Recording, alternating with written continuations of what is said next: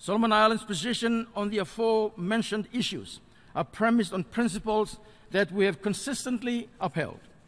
In this connection, Solomon Islands condemns the consistent human rights violation in West Papua.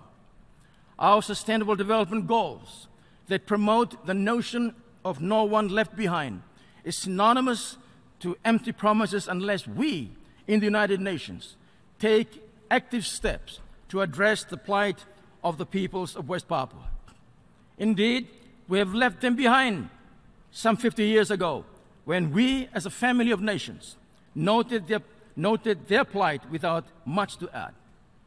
Since then, the people of West Papua were never allowed the proper act of self-determination, guaranteed by the inalienable right to self-determination as expressed in United Nations Human Rights Covenants. Only international action by individual countries and from the leading organizational bodies of the international system, especially the United Nations General Assembly, can pave the way for the recognition of a people whose right to self-determination had been denied for nearly 50 years ago. Failing this, we as a family of nations will become complicit in perpetuating the sufferings and being blind to the injustice, missing yet another golden opportunity to remain true to the saying of leaving no one behind. At the 71st session, a group of Pacific Island nations called for this august body to address the human rights violation in West Papua. Today, I stand on behalf of my people and those in the Pacific region to reiterate that same call on this august body to address the plight of West Papuan women, children, and men. Our people are watching. West Papuans inside West Papua are watching, praying, and are hoping for a brighter future. They have come in numbers to express their hope for a better future. We as leaders have this responsibility of leaving no one behind. I would therefore encourage Indonesia to engage in more constructive dialogue, including with West Papua, to find a way forward in addressing the aspirations of the people of West Papua. I urge the United Nations to proactively engage in these dialogues as well. Mr. President, the people of West Papua should be enabled to exercise their fundamental rights with the intervention of this responsible body to allow them to determine their own development aspirations and future. West Papuans are distinct people with Pacific roots, with their own land, history, and culture. The violation of human rights in West Papua is a constant matter of great concern to us in Tuvalu. Tuvalu strongly believes the United Nations must engage in setting a clear pathway to addressing these issues and the issue of self-determination for the people of West Papua. The inconvenient truth is that the decolonization process remains incomplete, and an intensification of effort is essential in achieving the goal of full self-government through the attainment of a legitimate political status option, providing for absolute political equality. This principle must be the guiding standard applicable to the small island territories, just as they were the standards to decolonize other former colonies. St. Vincent and the Grenadines remains fully seized of this issue and was pleased to play its role in completing the unfinished business of decolonization through the hosting of this 2017 seminar and previous seminars in 2011 and 25. It is in this spirit that we have great sympathy for the legitimate aspiration of the people of West Papua for freedom and independence through legitimate political means to govern themselves and guide their own destiny. Mr. President, for half a century now, the international community has been witnessing a gamut of torture, murder, exploitation, sexual violence, arbitrary detention inflicted on the nationals of West Papua, perpetrated by in Indonesia. But the international community turned a deaf ear to the appeals for help. We urge the Human Rights Council to investigate these cases. We also call on our counterparts throughout the world to support the legal right of West Papua to self-determination and to jointly with Indonesia put an end to all kinds of violence and find common ground with the nationals to facilitate putting together a process which will enable them to freely express their choice. Mr. President, the delegation of Indonesia is compelled to exercise our right of reply to respond to the statements made by Vanuatu and Solomon Islands, echoed by Tuvalu and St. Vincent and the Grenadines concerning Papua and West Papua. Mr. President, it is one time too many that hoax and false allegations are circulated by individuals that are economically motivated. Graphic and distressing footage of apparent torture has emerged from West Papua. A former Dutch colony, West Papua was incorporated into Indonesia in 1963. Channel 4 News has not been able to independently verify the footage. West Papua borders the independent state of Papua New Guinea, just 250 kilometres north of Australia. This footage emerged on the internet and was filmed in the Puncak Jaya region. Be warned, this report by Kylie Morris does contain images viewers may find disturbing. The Indonesian government has worked hard to clean up the image of its military since the excesses of the war in East Timor, but these images tell a different story. One soldier swears and calls the men they've rounded up dogs, then accuses them of supporting the separatists. The Papuan nearest camera says that's not true and is kicked in reply. Activists say the whereabouts of these villagers now unknown. Other footage, though, is far worse, showing a village elder trussed and ready for torture. His interrogator demands, "Tell us where the weapons are." The old man replies, "I don't know, I'm just an ordinary civilian." Someone says, "Shut up or I'll cut your throat." Then they put a plastic bag over his head. They threaten him with a gun and they scorch his genitals with a burning stick.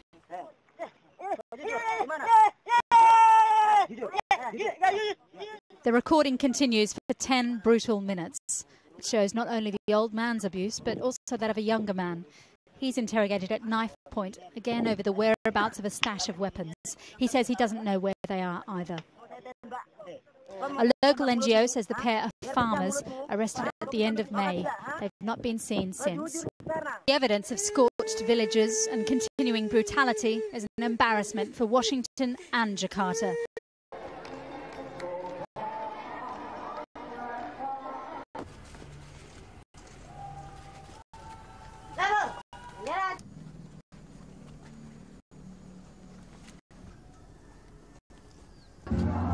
That today, the same date in 1961, West Papua once were a sovereign state, but that is taken away, and that's why they want to celebrate this, and they want.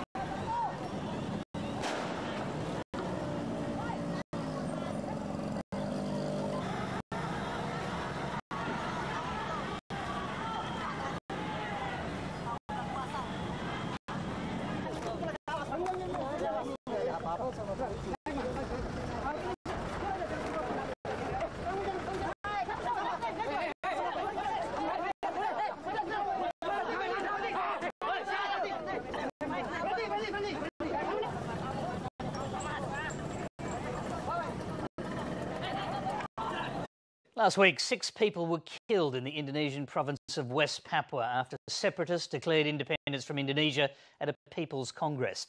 Lateline has obtained exclusive pictures of the aftermath of the shootings, which were alleged to have been carried out by Indonesian security forces, including anti-terrorist troops trained by Australia. Indonesia says that the declaration in the restive province is an act of treason and people have been charged according to the law. West Papuan independence activists say the shootings were planned. Australia's Department of Foreign Affairs says the Indonesian police response was disproportionate. Hamish Fitzsimmons has this report. Thousands attended the 3rd West Papuan People's Congress on the 19th of October in Jayapura. It was organised by the West Papuan Independence Movement, which says it was forcibly included in the Indonesian Republic almost 50 years ago. And last week, the Congress took the dramatic step of declaring independence from Jakarta and electing its own government. We will appoint a main leader who will unite the movement and ideologies. This is the time to make clear to God, to the international community, also to Indonesia and the people of Papua. After the declaration was made, security forces moved in to break up the meeting. The Indonesian government says police fired warning shots to disperse the crowd and made many arrests. 6 people have been charged with treason. But 6 people are also reported to have been killed and many more injured. Those who witnessed the violence want the international community to intervene in West Papua. We're calling for a UN intervention to help us.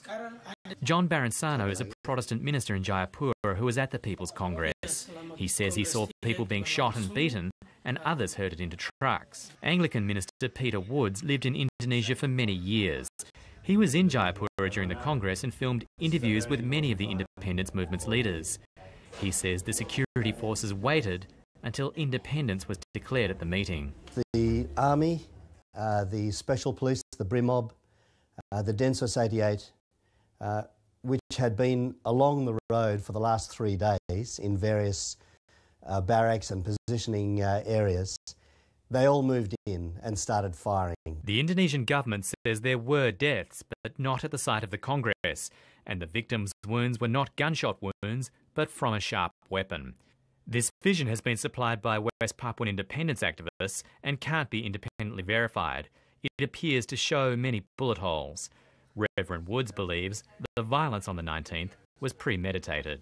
It was very well planned, and they waited until the declaration had been made.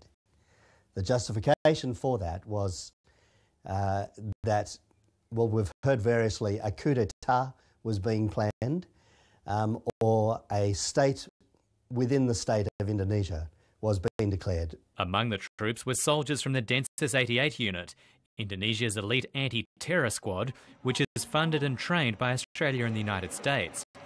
The Australian government says it funds training for the Indonesian armed forces that emphasises human rights awareness, accountability and respect for the rule of law, including in Papua, and that it doesn't train Indonesia's military to counter separatist groups. Then the security forces, they immediately held pistols and opened the door of the car of the Prime Minister. It was there that shots were fired. They opened the door and pulled me out. As they were pulling me out, there were 3 crew that came and hit me. A spokesman for Australia's Department of Foreign Affairs says it appears from reports that the police response following calls for independence at the conclusion of the Congress was disproportionate. Hamish Fitzsimmons, Lateline.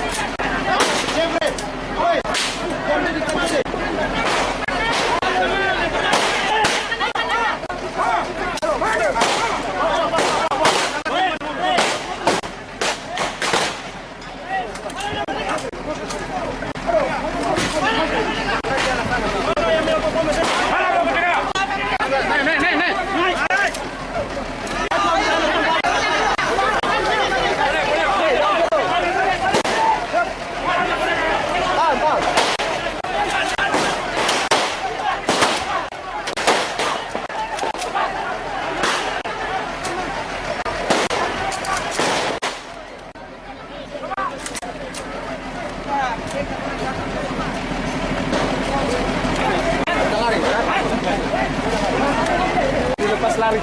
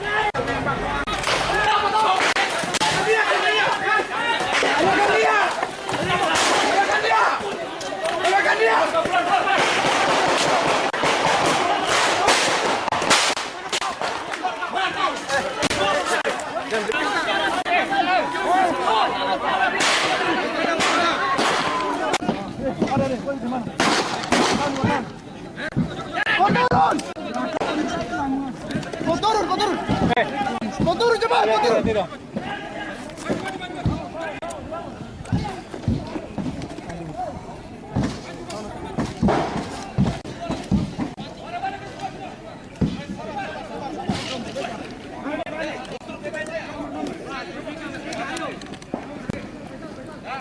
Makan apa merdeka? Hah? Lari.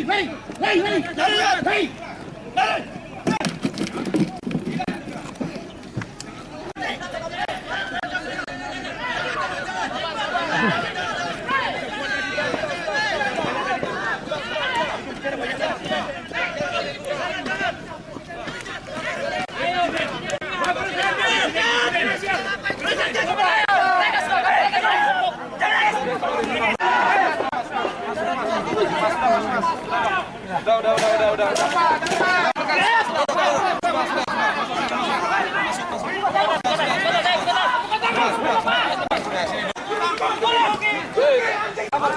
Sabar,